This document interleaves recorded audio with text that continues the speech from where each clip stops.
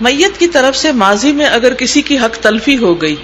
تو جنازے کے شرکاء سے درخواست کریں کہ کھلے دل سے میت کو معاف کر دیں. شرکاء کی آمد و رفت کے پیش نظر اس درخواست کو دہراتے رہیں. نیز اس کی مغفرت کے لیے خود دعا کرنے کے علاوہ تعزیت کرنے والوں سے بھی دعا کی درخواست کریں.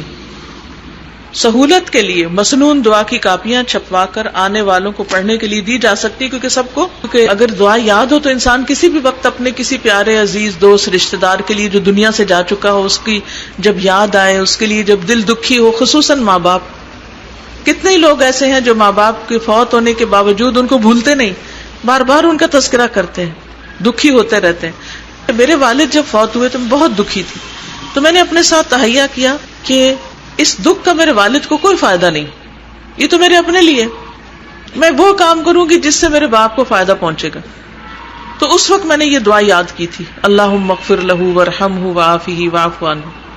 اور اس لیے یاد کی تھی زبانی کہ پھر میں کہیں پر بھی ہوں تو پڑھنا شروع کر دوں. کتاب ہو نہ ہو، کارڈ ہو نہ ہو، کاغذ ہو نہ ہو، جہاں بھی ہوں میں دعا کرتی رہوں تاکہ ان کو فائدہ پہنچے، کیونکہ اولاد کی دعا ماں باپ کے حق میں قبول ہوتی ہے اور ان کو فائدہ پہنچتا ہے.